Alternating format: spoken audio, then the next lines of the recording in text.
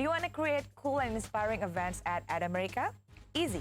You can go to our website at www.adamerica.or.id. If you've clicked it, then choose Create an Event, then click Collaborate with Us.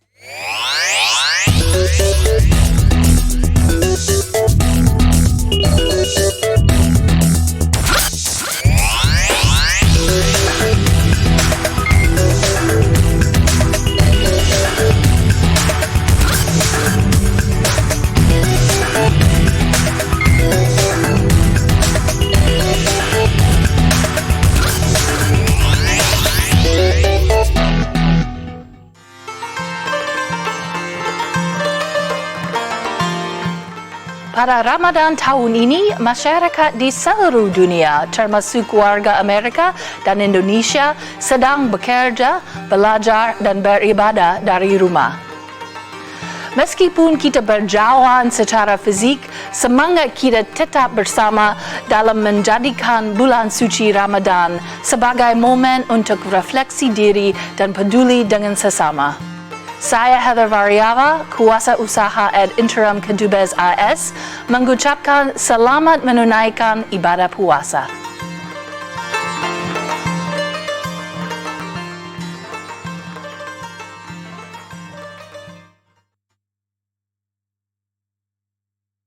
Hi everyone, welcome to AdAmerica TV. My name is Maya, I'm one of the e-guides at AdAmerica, and we welcome our audience members joining us online.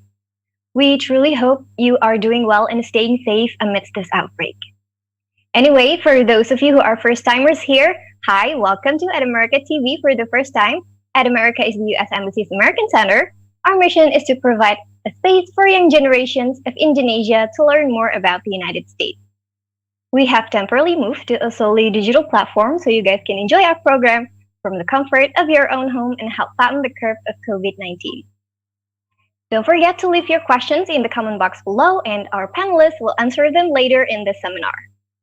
And for those of you guys who are joining us through Zoom, there are a couple of features that you guys can use to actively participate in the seminar. You guys can use the raise hand feature to ask questions, and you guys also can use the chat box section to simply just to say hi to the other participants and also the panelists as well. Don't forget to use these features wisely. All right?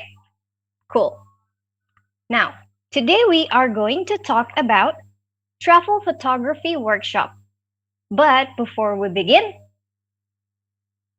we have a social media quiz for today. The question is, true or false, the first digital camera weighed 4 times more than modern DSLR?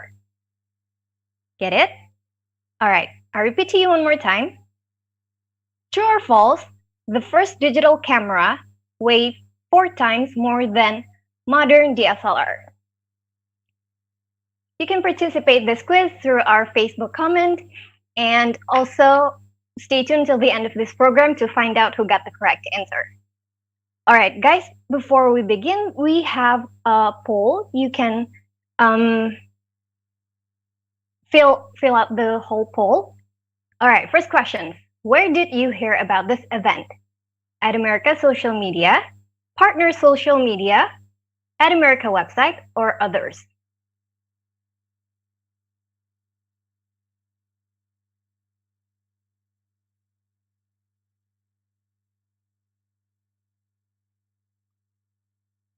Okay, next question.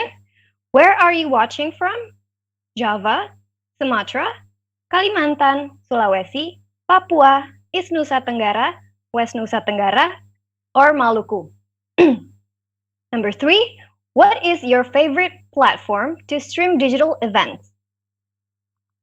Number 4, what type of digital programs do you want to see from AdAmerica? All right, now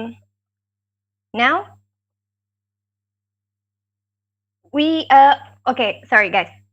One more thing, please don't hesitate to take a selfie and share this moment, that you're joining this event through Instagram, and don't forget to tag us at ATAmerica. Now, without further ado, please welcome our facilitator for today, Pak Andrew Suryono.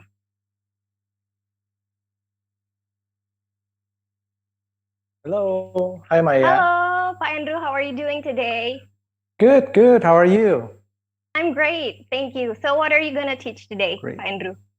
So today we are talking about something that we are all looking forward to, but unfortunately we can't. But it's a good time to learn about the skill, and it's about travel photography. It's something that I'm very passionate about, and it's something I'm very passionate about in doing, and also very passionate about in sharing. So yeah, that's what we are gonna do. Okay. Pak Andrew, the floor is yours. Okay, thank you so much.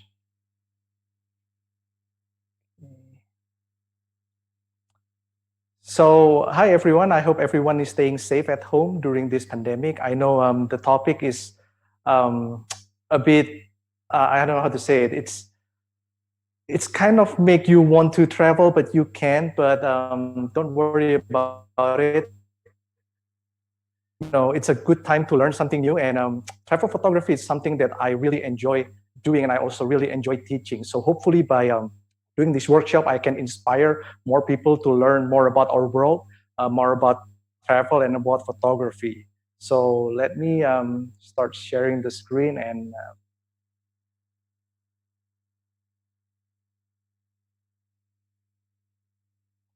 okay, can you all see the screen?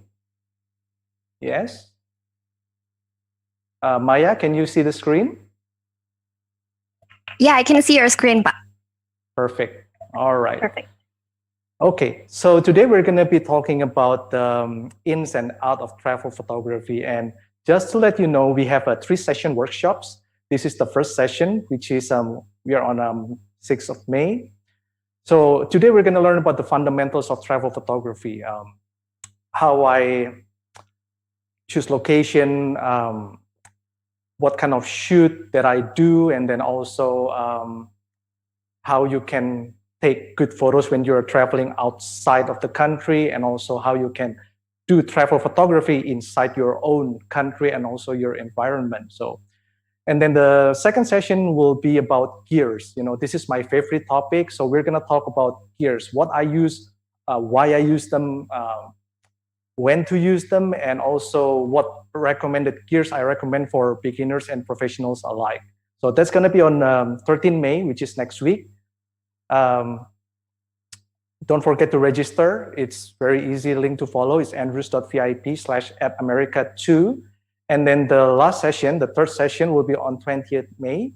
And the third session will also be interesting because I'm going to show you live how I edit my photo and prepare them for sharing and publication. So don't miss that one also. And to register, go to andrews.vip/@america3. I'm going to leave this screen for a couple of seconds so you can all take a screenshot, and then I'm going to move to another one. Okay, all good? So I have a few house rules that Sorry, everybody... Andrew. Yes? Your screen sharing right now, it's all gray. Is that how it's supposed to be? Okay, can you see that now? Can you see this? No, we only see gray. No, we only see gray screen, Pak Andrew. Okay, let me back off. Okay, let me see. Maybe you can stop and just stop Yeah, and start let me again, reshare the screen.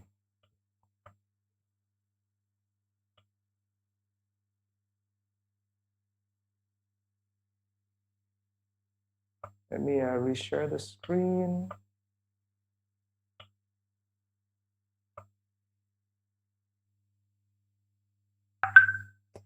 How about now? Now we can see. No, it's gone again. Okay, perfect. Okay. It's gone again? Nope, I can see your screen, Pak. Perfectly. Okay. Cool. All good now? All good. Yeah. Okay, cool. All right. Okay. Just get a notification that Carry on. screen sharing Yeah. was stopped. Okay, so few house rules to make this workshop very efficient and interactive. Number one is to remove all distractions. If you can, go to a quiet room where you can concentrate with no distraction. And also put your Zoom on the speaker mode for the best viewing experience. And I strongly encourage you to participate in this session. So write your question in the chat as they occur to you. Don't wait until the Q&A session. We will keep a look at the chat session to see what question might come up. And in between the session, I will be answering one or two questions before I move on to the next one. So, and at the end of the session, we will hold a longer Q&A session depending on how this will go. All right. So the agenda for today is I'm going to tell you a bit of my story on how I got started in travel photography and also photography in general. And hopefully that will inspire you to learn photography more and to travel more. And then I will teach you the 3 elements that can your travel photography stands out from the rest. Next, I'm going to share 5 tips that you can use to create great travel photographs when you're traveling outside of the country. And finally, I'm going to give you some techniques and tricks to basically get a new vision for the things that looks ordinary to you. And in essence, I want to show you how you can see the extraordinary in the ordinary. All right? So it's funny because as of today, I never feel that I am a professional photographer.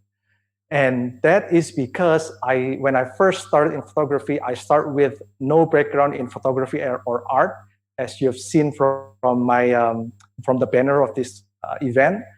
My major is in industrial engineering. I have my degree from UC Berkeley, maybe like 10 years ago now. It's a very, very long time. And I have an MBA degree from Tsinghua University in Beijing and MIT. And what they have in common is they have nothing to do with photography at all. I'm very much trained professionally as a very left-brain person. Okay. And then I have no clue on how the art or the photography world work at all, like 0 clue. So if you were to meet me 10 years ago and you asked me like, hey, do you know anything about photography? I would say like, absolutely not. And then I have no connections in the art world, have no clue how to operate the camera. You know, when I first started, I didn't know that there were so many kind of camera that you can choose from.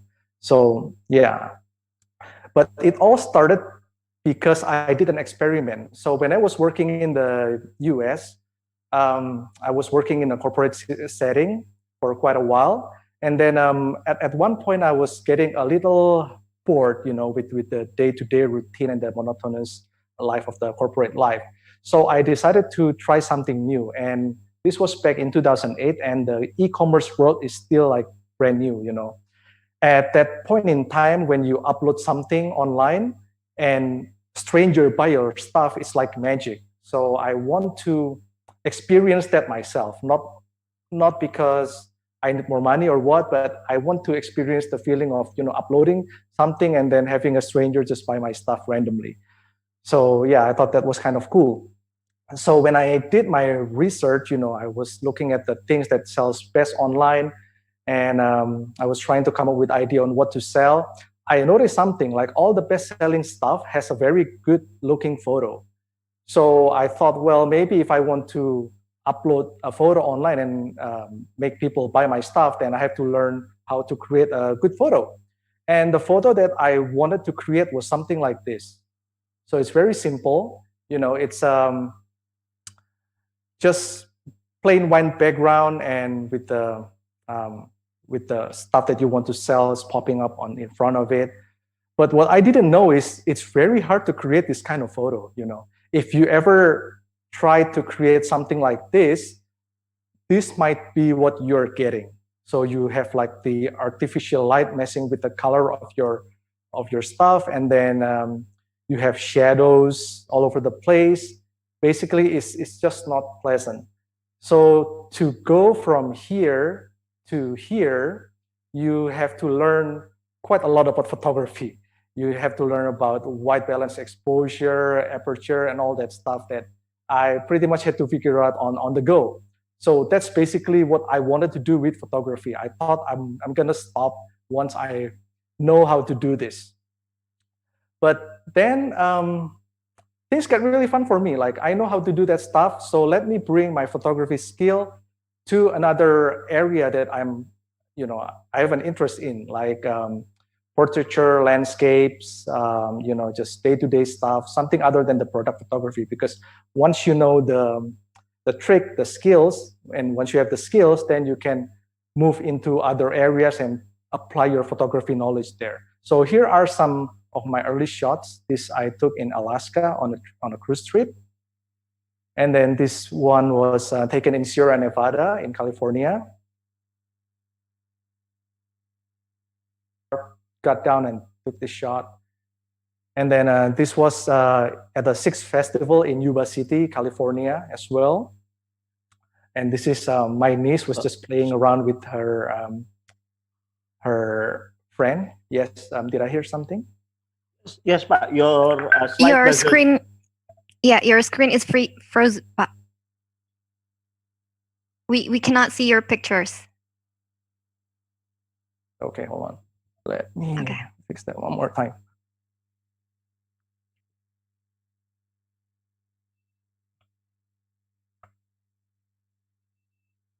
Let me stop sharing and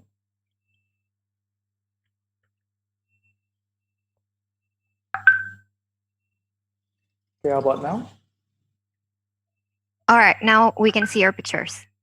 Go ahead, Pak Andrew. Okay, it's weird. Maybe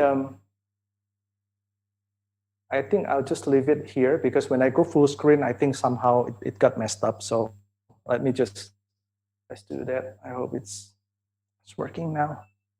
Okay. All right. Yeah. Okay. Everything is good, right? Cool. Yeah. So which picture was the last one? Did you see this? We didn't see any of your pictures, so. Okay. So let me go from the beginning. This is the the shots that. But you saw my product photo? Nope, nothing. Okay. Nothing. Okay. So this is the product photo that I tried to create. And this is what you will get if you try to do it yourself without, proper knowledge of how to do that. And basically, to go from here to here, you have to learn a lot about photography. And once I got this result, then I move on to another area of photography. I tried landscape photography. This was taken in Alaska. And then this is I took this at Sierra Nevada, California, and shot some events as well. This was back in Yuba City in California. This is my niece just fooling around with her friends, on the swimming pool. And I thought I'm just gonna take a shot of her playing with the water. And some macro shots, insects, animals on top of flowers, and flowers as well. And you can see from those pictures, they are just okay, it's just a hobby. But then I felt like I really love doing this. I keep doing this whenever I have a free time. So whenever I have a free time, I keep doing photography. And I think at one point I took this hobby too far. Okay, in 2014 I created this photo. So basically, I took this orangutan picture in a conservation park in Bali. So that's where they rescue orangutan from the wild, and then they train them and feed them, and care for them, and basically teach them how to survive in the wild. And then after that, they release them back to their habitat so they can grow in numbers, because they are very endangered animals up until now. And I thought, well, this is a cool photo, but what should I do with that? Maybe I need something that can give me feedback on how far did I go with photography. So I decided to enter a photo competition. I want to see what the judges think of my photo. And to my surprise, I won first place in the Sony World Photography Award. This was taken back in London in 2015. And I was invited to London to get a trophy, and also attend their gala dinner, which was very special to me. Met a lot of people there, and did great networking. It was a great experience. And then that photo was also brought in by National Geographic, and I was the first person to be featured in their fine art gallery in all areas in the US. So this is me in Las Vegas with the whole National Geographic Fine Art Gallery team. This was the first meet and greet that I did in the US. And as you can see there, I was the only one wearing batik, because I'm proud of the Indonesian heritage that I have. And it's a good way to tell people that, this is a very iconic Indonesian dress. It's similar to the suit that they have in the West. So that's the point that I'm trying to make when I do this talk. And then basically I met with a lot of people. They asked me a lot of questions, the story behind the photo and how I shot it, about the orangutan in general, basically all kind of stories. And also they asked for a lot of signatures, so I have to give them autograph. Whenever someone purchased the print of my photo or the National Geographic books, then I will sign the kid. I if yourself is actually quite tiring, because in a day you have to sign like 100, 200 photographs, and it can get quite tiring. I'm not used to doing this. When I was working in the corporate world, all I'm used to do was just signing checks and some paperwork, but not giving autograph, and not so many in a day. So that was a cool experience for me to have. Yep, this is me again. And I think I'm going to show you some video highlight of my National Geographic experience. Hold on one second. Stop the screen share and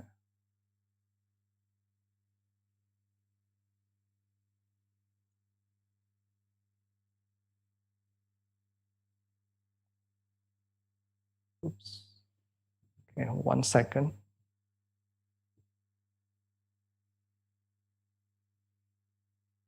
This one.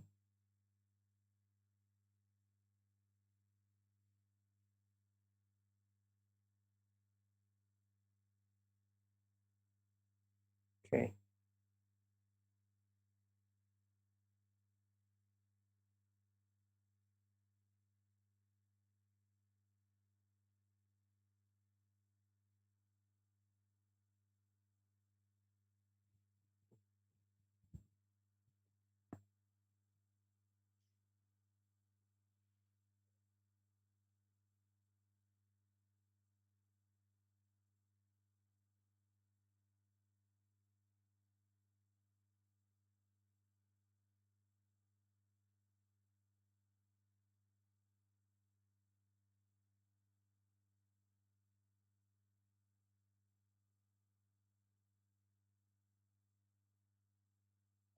Pak Andrew? Yes. Sorry, we couldn't hear your videos. Oh, okay.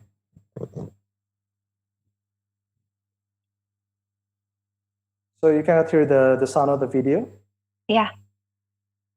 Okay, let me. But you can see the.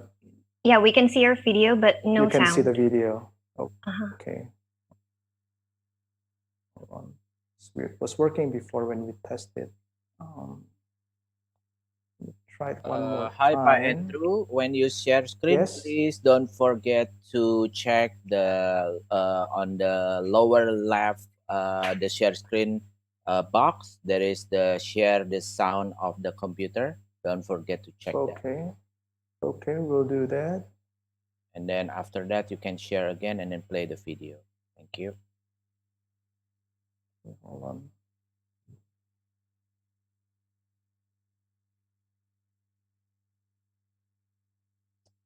Okay, let me try sharing one more time.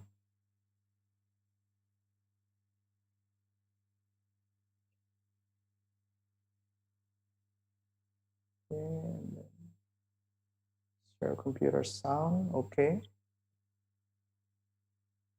All right. Cool.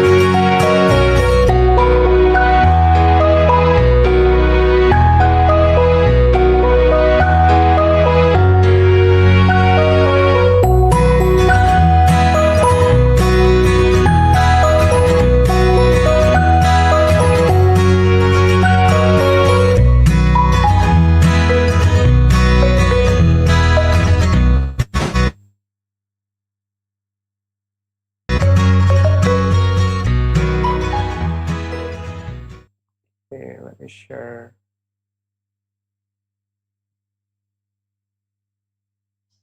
Okay, so that short video is basically what I did during my time in the National Geographic Fine Art Gallery.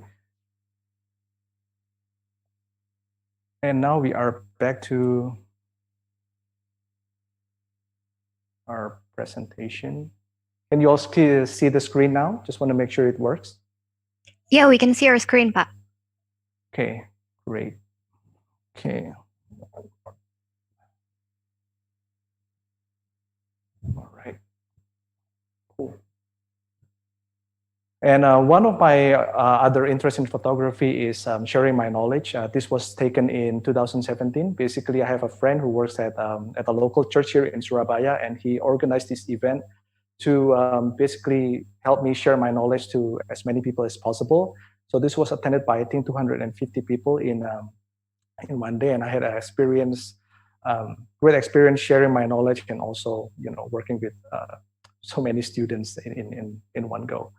So what I do now is basically I'm trying to create a positive and global impact with photography. I work with different global organizations supporting their branding, marketing, corporate social responsibility strategy, combining the three skills that I have, which is the photography, engineering, and also business. And it's quite tiring because when I used to work in the corporate world for 7 years and I only worked for like 3 companies, but now in less than 2 years, I have to deal with 100 plus companies from 9 different countries. So it's quite exciting, but it's quite tiring at the same time. And the second one is I'm teaching photography, giving workshops, and seminars, and also doing one-on-one coaching. And basically teaching ordinary people who have no background in art or photography, but wanted to get good at it. The age range is 6 to 70 years old, very diverse background, students, retailers, logistics, medical doctors, you name it. And the core belief here is that you don't have to be a professional photographer to create great photo, okay? And some of my students' work have also been published internationally as well, and I will have a website that highlights all the students' work. So here's the moral of the story. If you've learned anything from my lesson is that here's the formula to find your passion, and it's find something that you're curious at and get frustrated in trying to get good at it, but keep on doing it. And then at the end, you will find your passion, okay? A lot of passion seeker mistake that they have to find something that they love. Well, if you look at the root word of passion, it's not love, it's suffering. So you have to experience the suffering and the frustration first, and then you grow over it, you overcome your difficulty, and if you still love it, then keep on working on it, and then you'll find your passion. And number 2 is you don't have to be a professional to create amazing photographs. I've met a lot of National Geographic photographers, and most of them don't come from any background in art or photography. Most people are just like me, they're just ordinary, normal people that want to try their skills and craft in photography, and they develop their passion year over year, and finally they get to the level that they are now. And don't worry if you suck at first, everybody's stuck, even me at the beginning. You saw some of my photos at first. It's not as good as you've seen in my website or my banners, but that's okay. I love this quote from Henri Cartier-Bresson that says, your first 10,000 photographs are your worst. And this is true. If you want to get good in photography, you just have to keep going, keep trying and keep having fun. And lastly, as I've told all of my students, what you want to aim is progress, not perfection. And this is something that I learned from industrial engineering. We have the Kaizen mindset, which says that if you can only get 1% better, but you keep doing it every day, by the end of the year, you will be a lot better than just, ordinary people who don't want to try and just keep doing on what they're doing. They don't want to improve. So always keep trying to improve yourself, okay? Okay, the 3 elements that will make your travel photos stand out from the crowd. So I wrote a book called the Traffic Light Photography. Here I have the book with me. So basically, when I started in photography, I was kind of confused. Like, how do you create a good photo? I know all about the technical stuff, but the process, the image making process, from knowing nothing to photography to creating an image that can influence people is a bit hard for me to digest, and there was no formula for me to follow. So I came up with this idea to create a book that can help people create good photo, and I call this a traffic light photography system. Basically, you follow the traffic light if you want to create a good photo. So the red light is a representation for vision. Before you start touching the button on your camera, you need to know in your mind what you want to create in your photograph and what you want to say with your photograph. And number 2 is tools. After you get your vision done correctly in your head, then you need to transfer that vision into your gears. Okay, and how do you select the right camera, the right lens? How do you edit it so it really communicates your vision well? And number 3 is communication. It's how will you present your photo in the best possible way? So there are only 3 steps. The one is vision, number 2 is tools, and the third one is communication. Now, let me give you some example. I'll take the orangutan in the rain photo for example. So my vision is to show the struggle for survival and also the fun, loving nature of orangutan. A lot of people create the orangutan photograph, but they're only showing the dark side of it. They're only showing that the forest is destroyed and they're struggling for survival, but they really don't see the fun and the playful nature of the orangutan. So by creating this photo, I want to embody the two world that we have now, which is the struggle for survival and also the fun, loving nature of this orangutan.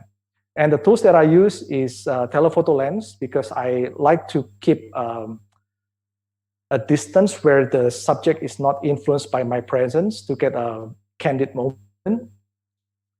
And because this moment happens so fast, I have to rely on the burst mode on my camera. It's basically when you press the shutter button, it will automatically take several pictures in 1 second. Okay, we'll talk more about this on our second session.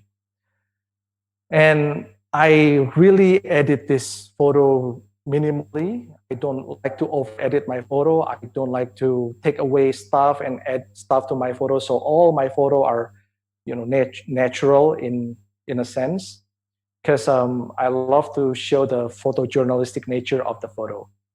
And for communication, if you heard me say in the beginning, I put this in a photo competition first, and then also I have a web gallery, and then it was further developed by National Geographic to be included in their fine art gallery.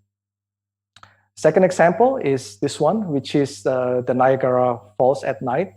So the vision that I want to create is I want to show the stillness of the night, but also the dynamic nature of the waterfall. And you can show this best at night using the slow shutter speed. For this, since I'm looking at the US section, I have to be in the Canada part of it. So I'm shooting from Canada, looking into the US section of the Niagara Falls. And I accomplished the shot using a tripod because I was using a slow shutter. And you have to keep your camera stable during this point. And to get the soft and silky movement of the waterfall, use a low shutter and also use a timer to minimize shake. And for the communication part, I also put this in a photo contest. It was named like one of the best 8 photo from Sony Singapore. And also I put it on my web gallery, and also it was shown at the print gallery last year in Sony in Jakarta. Okay. Okay, Maya, so far, do we have any questions coming from the chat? Yes, Pak Andrew, one or two. Okay. We actually have one question from Facebook. Okay. Wait, hold on a second. From Tiwi Atika. Okay. She said, I saw your slide in a picture of Sikh temple. Can you tell how the Sikhs worships during Ramadan in USA? Okay. Well, they have their own big festival, and I think it's bigger than the Ramadan. But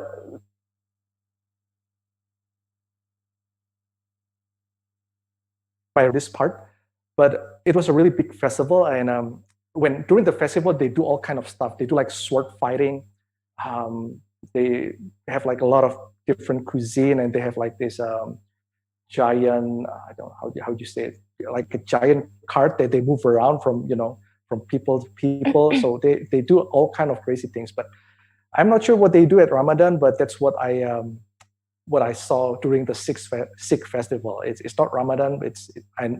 I'm pretty sure it's different, but yeah, I don't know what they do at Ramadan, but what I saw is pretty much what I told you before. Yeah. Do you have any more questions?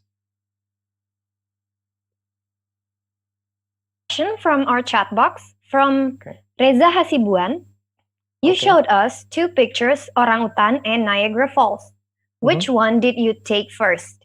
And how many years? Yep. And how many years did you take that one after you started photography?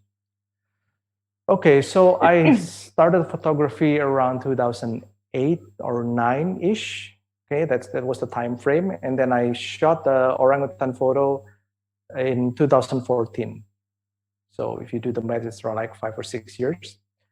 And the Niagara Falls, I took it in 2016 on my trip to US and Canada.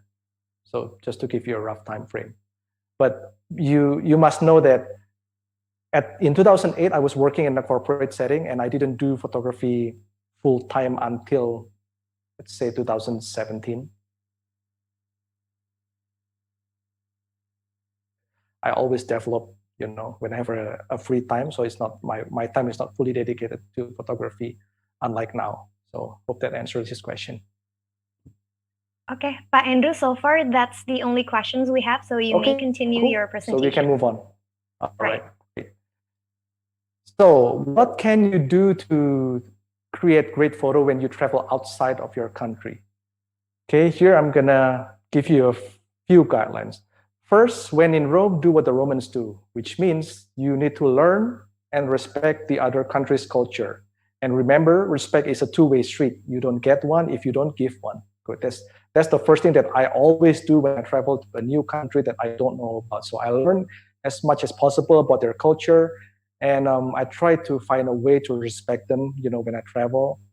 Try to look for things that I should not do when I visit that country, things that they might find offensive and stuff. So I have to be very, very particular on that. And I try to remember that when I visit that country, to respect their culture.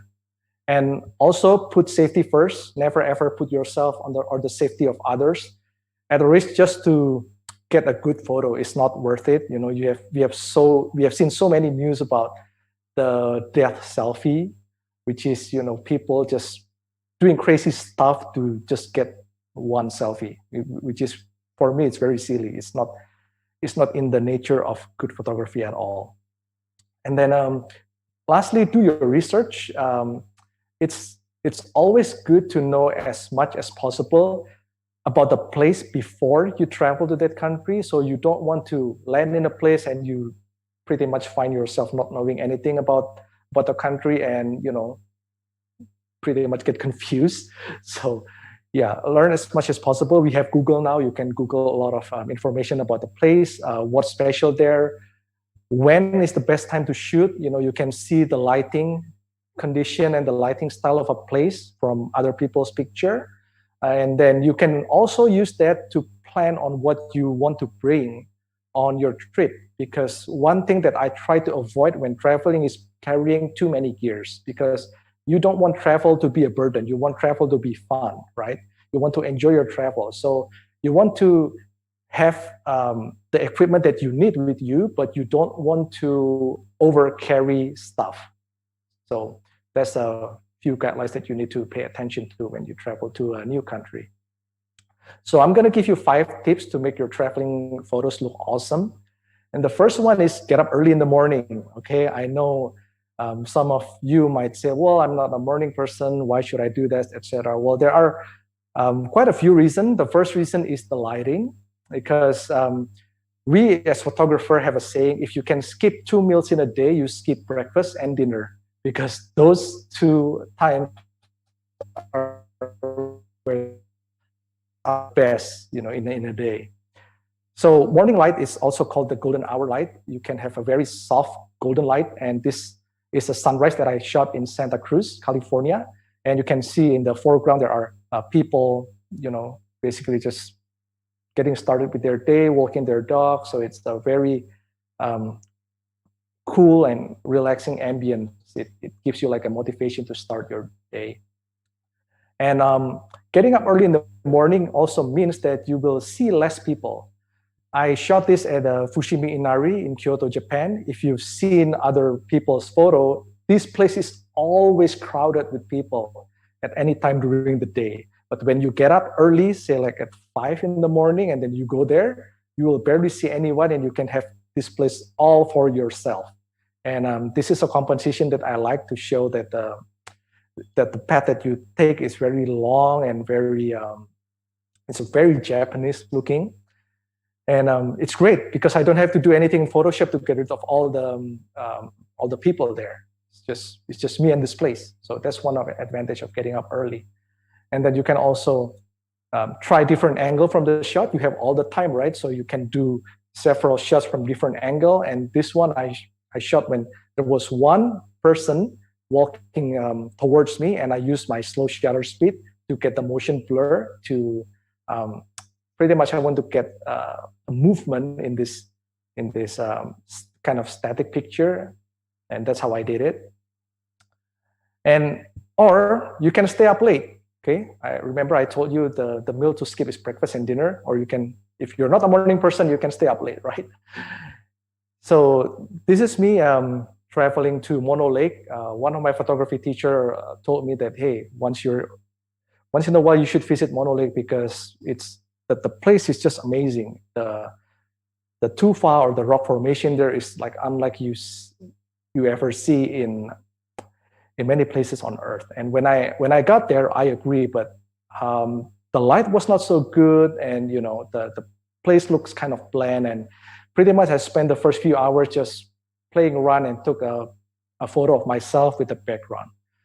And I waited and waited and waited until it hits what we call the twilight time. So it's about 10 or 15 minutes after sunset, and here is where the magic happens. See the red sky color and all the underneath it makes this photo looks very surreal, very otherworldly like. So I'm really glad I waited until the end of the day to get this photo, and it's great. And also Niagara Falls. I shot this when I first visited Niagara Falls in the morning, but it doesn't have the same feeling as it did when I shot it at night. So I came back at night. And this is the shot that you saw at the beginning. So it's always good to keep coming back to the same place at different time because you never know what kind of shots you will get. Okay. And the third tip is use various lens effectively. When we have an interchangeable lens camera like this one, you can swap the lens on this camera. See?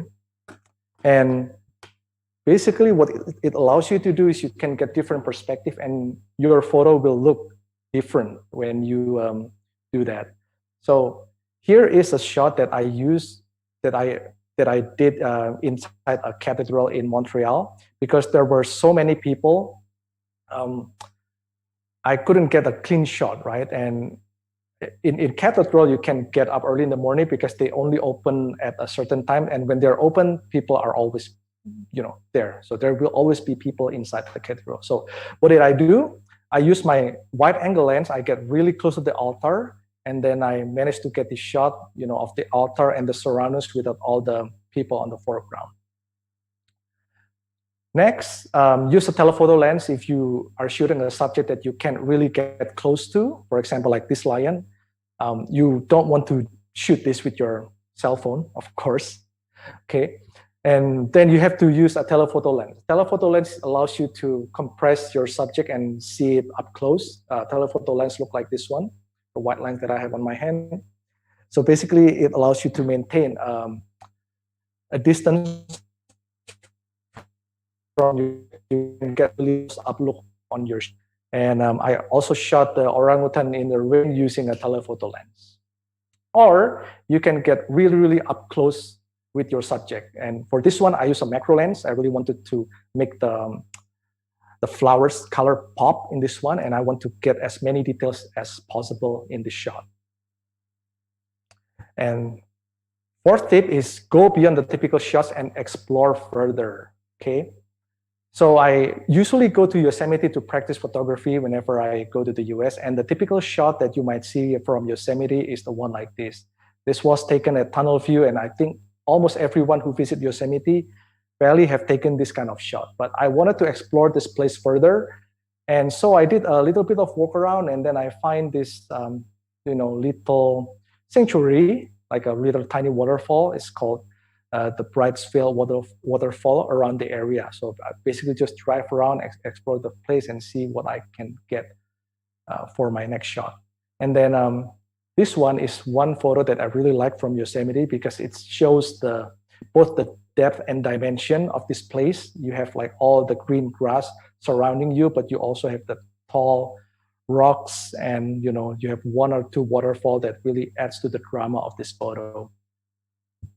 Okay, and then I didn't stop there as well. I did my research, and I found that there is a little ghost town, right, near Yosemite. So find a nearby place that has a different twist to the story. So Yosemite is all about landscape, but I want to find something more story about the place, the nearby place around Yosemite. So I found that there's a ghost town called Bodie.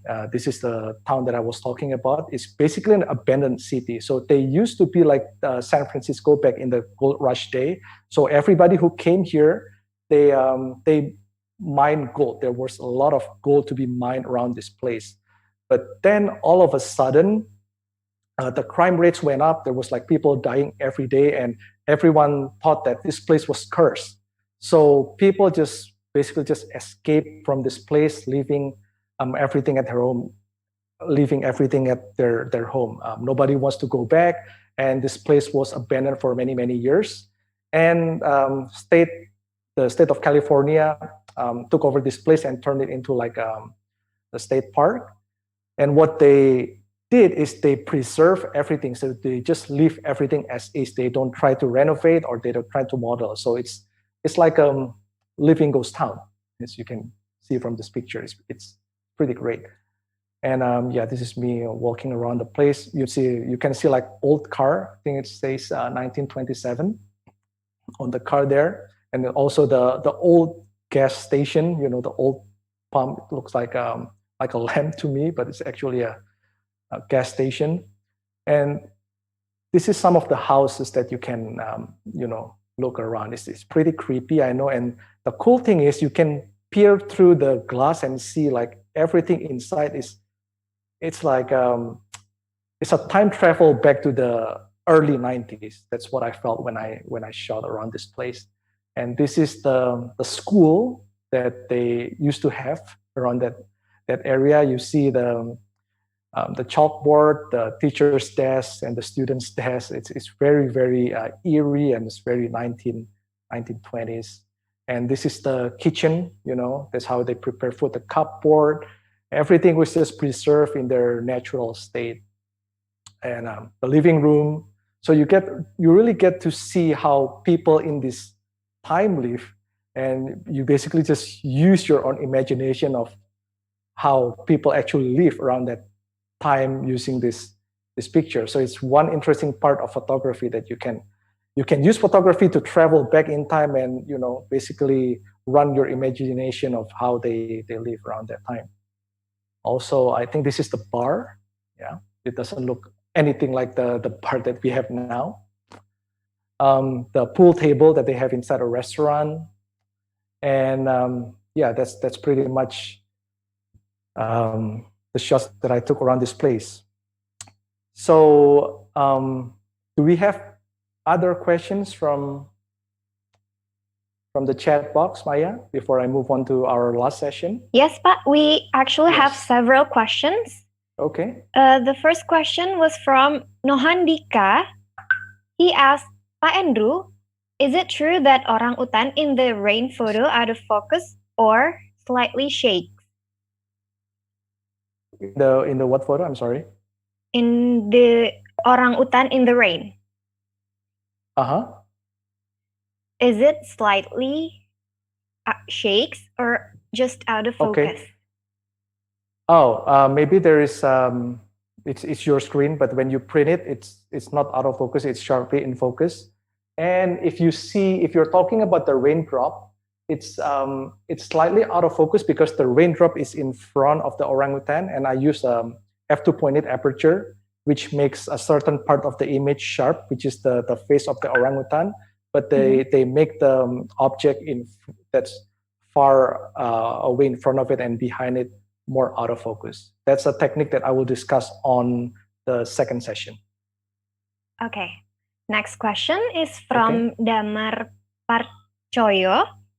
Okay. He asked, can we start travel photography as a hobby using our mobile phone camera to get a good quality Yes. picture, or using a camera like mirrorless or DSLR is mandatory? Okay, this is a question that I will address in depth on our second session. But in short, you can use your mobile phone, but you need to be aware of their limitation because every photography tools has their own strength and the limitation.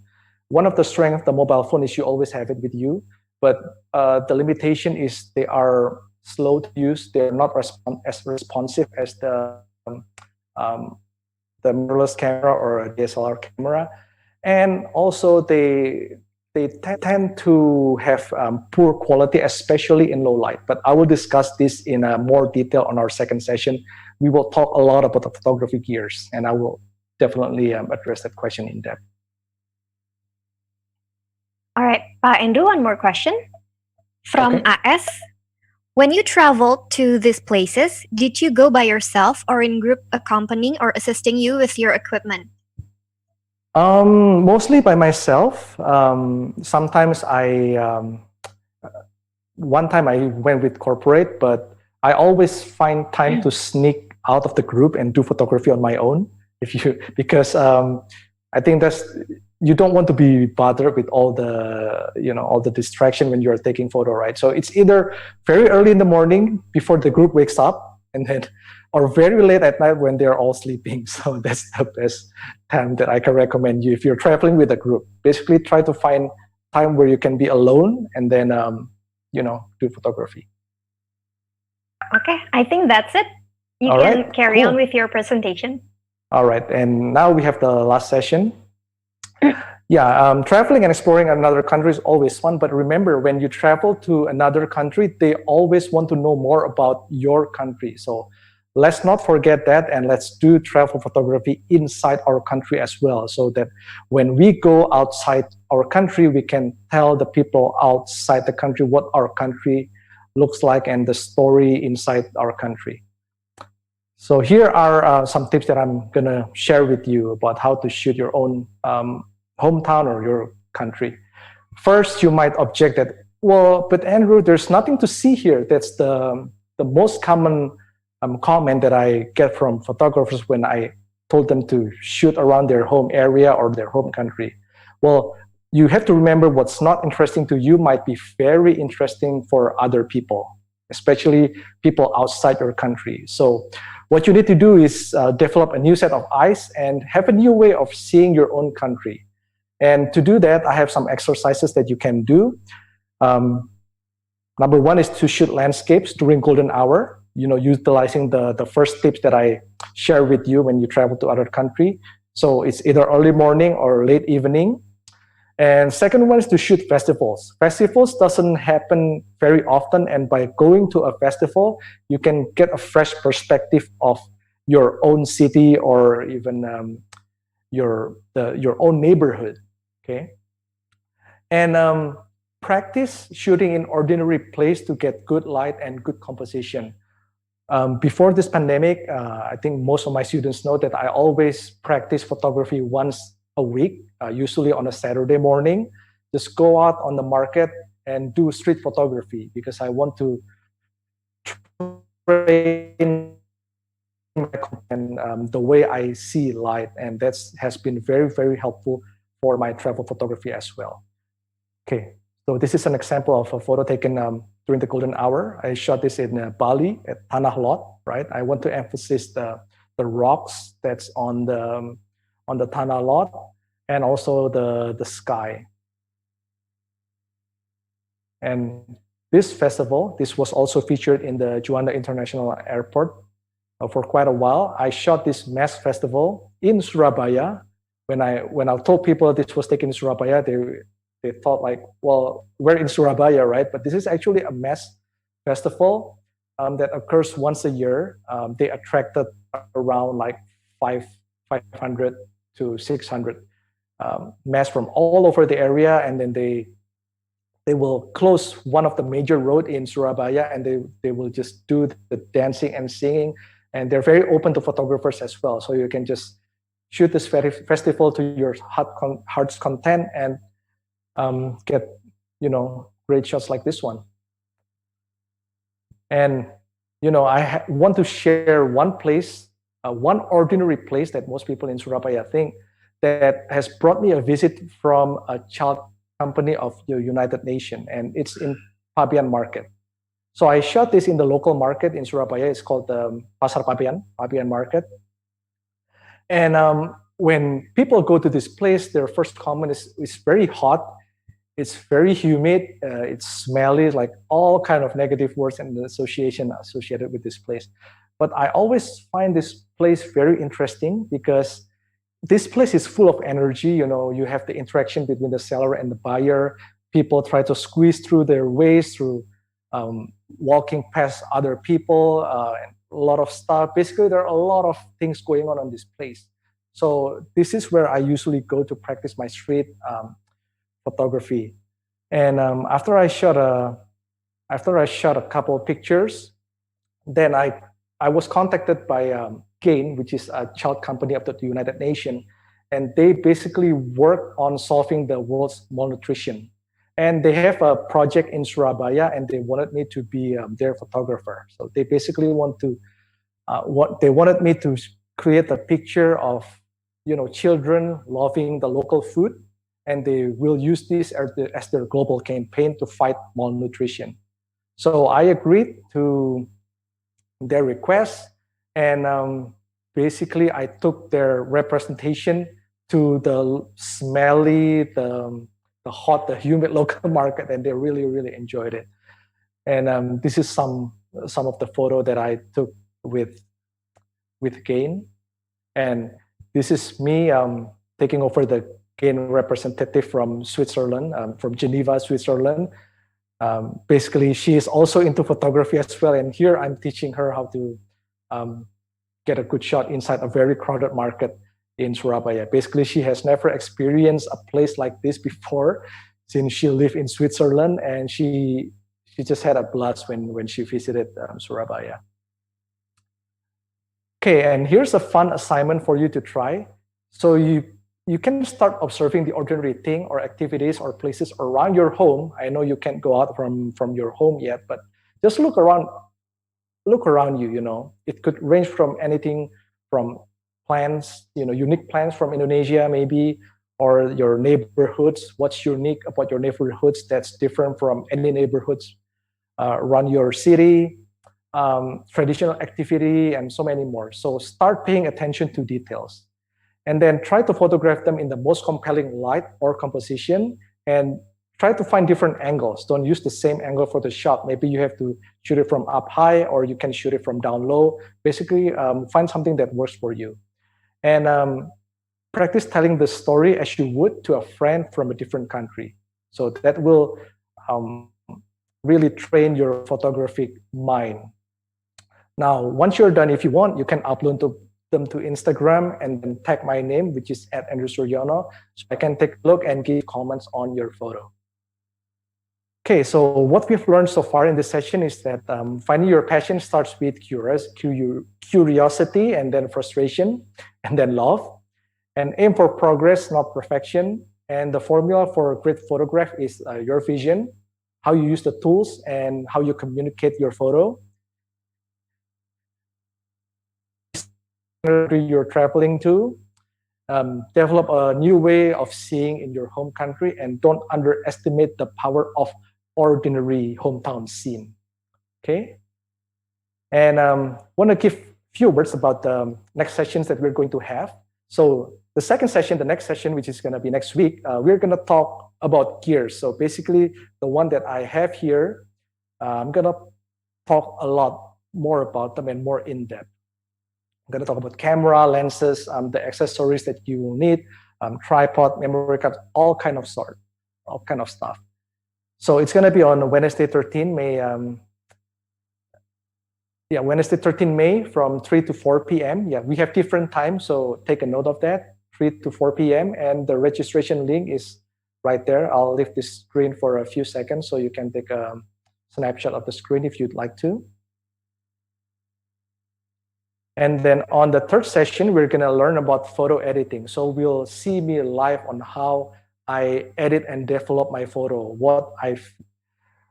how I boost the exposure and deal with saturation, pretty much the before and after of how I edit my photo. And that's going to be on May 20th from 3 to 4 p.m. as well. Registration link is up there. I'll leave it up for a few seconds so you can take a screenshot. And if you want to watch replay or see all the resources or even download the slides of this presentation, you can go to this link. This is the resource page that I created for you. I'm going to leave it up there so you can take a screenshot as well. And basically, you just click the Get Access Now button and you'll follow the online instruction. I made a video of how you can access the resources from this workshop. Okay, and you can find me on my web, andrewsuryono.com, for photography learning at inspiragallery.com, and on my Instagram at andrewsuryono. Okay, I think I'm done for this session, and let's open up the more in-depth question and answer, the longer session, Q&A session. Okay, Pak Andrew, we have several questions from social media. All right. It is from Dita Dewi on YouTube. She asked, most of the time, the scene or the object changes very rapidly. Correct. If we think too much, then sometimes the opportunity already passed. Right. What do you think? That's why it's important to have your vision ready before you visit a place. Remember at the beginning, I told you to research and know as much as possible about that place before you travel to that place. So you kind of have an anticipation of how things will look once you get to that place. If you didn't do your research and then you just jump to that place and try to take photo, then yes, you will have that difficulty. But if you did your preparation right, you have the right tools, you have an eye for the light and composition, you can capture that moment. Doing research is about having that sense of anticipation. So that's my answer for that. Okay, next question is from Yestia Novira on YouTube. Okay. She said, pernah nggak Pak, kayak remake foto yang belum di-reset sebelumnya? Terima kasih. Sorry, I didn't get that. What does it mean, reset the photo? Have you ever captured a photo before you do research of that place or object? Yes, but let me put this way. When I said as much as possible, it doesn't mean 100%. You know, you can leave like 20 or 30% for serendipity, just for a little surprise. Otherwise, when you've done your 100% of your research, then there will be no more surprise of that place. So I always leave room for that. So when, you know, something interesting happens, I will be ready as well. So that's the answer to that question. Okay, next question is from Karima Yunisa. Okay. Pak Andrew, which one is your most favorite pictures? That's a very difficult question to answer because I have so many. It's different because like in terms of countries, I really love New Zealand for landscapes, but for like street scenes, I love the busy city like New York. So every place have a different mood or feeling that that it can bring you. So when you're talking about favorite photo, it's like which is your favorite place on earth? Like every single place has their own strength and uniqueness. So it's very difficult. But if I can answer, like I love busy city, especially in the US for street photography scene, and because like in New York, you have so many people doing different kind of things. As you know, I'm talking before the pandemic, of course. Yeah, you can just get pretty much all kind of crazy scenery there, you know, in New York. It's like a giant melting pot crammed into one place. But for a more serene landscape, I think New Zealand has struck a strong chord with me because it's very like untouched, you know, very few people in a great land area, and yeah, it's difficult. And for culture, I actually love Indonesia because what we have here, it's unique, especially to the if you go to a very remote or rural area, the customs and the culture that they have there, it's quite interesting to watch. And I want to capture as much as possible because slowly they are going away. So that's my answer. All right. One more question from Okay. Yoga Saldi on Instagram. He said, "Hi Andrew, I see that you Hi. have an experience with National Geographic. I'm always Okay. curious that Nat Geo always nails to take very close photograph of a very dangerous animals like crocodile or small spiders, etc. How so?" Mhm. Use a telephoto lens. Use a telephoto lens, or you use a long macro lens. Basically, yeah, it's sad to see that a lot of photographers put themselves in danger when they try to capture the shots. But with technology, you can have a remote setting. So I know a lot of, okay, I know one photographer from National Geographic. They basically set up their camera in a location that they um, predict a leopard or a lion or a dangerous animal will happen, and then they do what we call time lapse photography, or they can lift their camera up there and then stay far back and use a remote shutter. So with technology, you have so many options. You don't have to put yourself in danger of, you know, staying in front of the other wild animals and stuff. So, yeah. Okay. One last question from Okay. Instagram Sure. from UD Rum. He said, "How to get an epic picture from outdoor without lighting or without additional lens?" Without lighting. All my shots are taken with no additional lighting. So what you have to develop in terms of your skill is your ability to see the natural light. Because when with no light, of course, you cannot do photography because photography is the language of light. Light is what makes us possible to take a picture and to record it in our camera. But when there's no light, you cannot take picture. So yeah, develop a keen eye. One of the practice that I always recommend my students to do is photograph the same subject on different light. Maybe it's on your garden, you know, in the morning, in the mid afternoon, and then late evening, and see how the light really affects the mood of your photo. Okay, we have question from our chat box Okay. from Reza Hasibuan. Okay. He wants to ask by mic. Okay. Oh, you want it? Sure, we can unmute them if you. Okay. Andrew, can you hear me? Yes. Yes. Thank you very Mas much for Reza. your. You show us many amazing pictures. Thank you so much. Okay, well, I want to ask you. Probably you have been asked many times by people.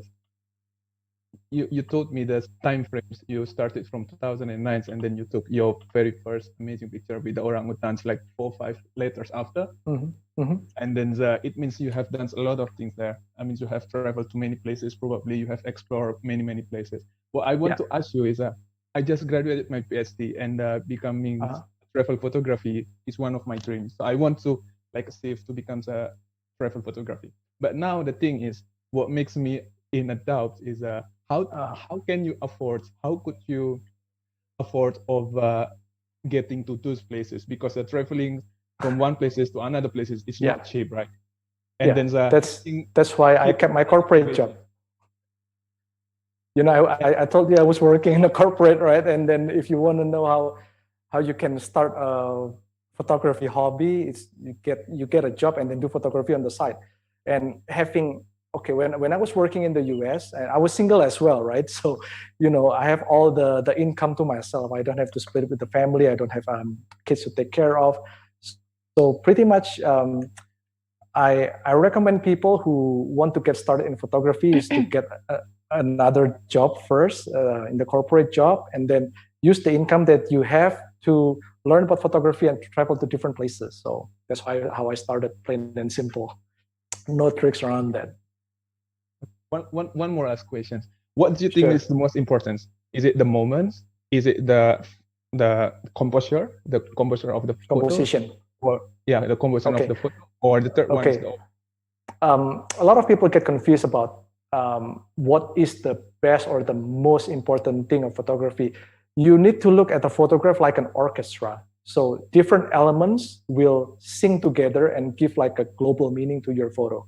So for a photo to be inspiring or amazing, it has to have the elements in line. So it needs to have a good lighting, it needs to have a good composition, it needs to have a good moment. Then from these three combinations, you will have a final photo, you know, the one that can speak your mind or your thoughts or your vision. So every one of them has to work together. It's not like they're working independently.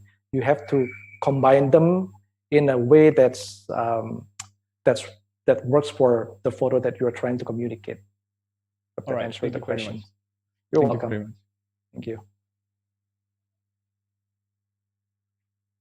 Okay. Another one. Okay, Pak Andrew, I think that's all we got here. Cool. The questions. Yep. So, you know, do you have any last words for closing remarks? Don't forget to sign up for the second session, because that's my favorite part, because we can see a lot of gears and how I play around with them. It's going to be fun. It's less PowerPoint presentation and more fooling around with stuff. So don't forget to, and you will know a lot more about what to use, how, when I use them, the strengths and the downside of each equipment and stuff. So yeah, definitely sign up for the second session if you want to know more about how I use the gears and, you know, the latest and update on the development of the gears. So yeah, that's all I have to say. Thank you so much, Pak Andrew. I learned a lot more about travel photography now. It's good. See you again. Yeah, it's good, but it's kind of sad that we have to do it in this time, because when I organize my PPT, it's like, oh my God, I want to go out now. But of course, it's not possible during this pandemic. But you know, you can always do your research and practice your photography. So once it's done, then you have the skill to go out, explore, and shoot a lot of great photos. So exactly right. Yep. Okay, thank you so much, Pak Andrew. See you again in our next session. All right, thank you all. Have a good one. Have a good one. Don't go anywhere, guys, because I have the name of our social media quiz winner today. Thank you so much for all of you who have participated. The question was, true or false, the first digital camera weighed 4 times more than a modern DSLR? And the correct answer is true. In 1975, Steven Sasson invented the first digital camera. Steven's camera weighed around 8 pounds, wow, or around like 3.6 kilogram. And the average weight of a modern DSLR is around 2 pounds. And our winner for today is Argado Swarskov Simarmata. Congratulations, Argado. Now, you may be wondering, how can I develop an awesome idea for a place like this? Don't worry. You can send your event proposal to us by visiting our website on www.atamerica.or.id, click Create an Event, and select Collaborate with us. All proposals will be reviewed, and your event might be featured here soon. Also, don't forget to subscribe to our newsletters for a weekly event update, sent straight to your inbox. All right, guys, I think that wraps up this episode. It has been fun, but unfortunately, we have to say goodbye for now. Don't forget to follow our social media on Instagram, Facebook, Twitter at ATAmerica, and also subscribe to our YouTube channel as well. Thank you so much for tuning in. Have a great day.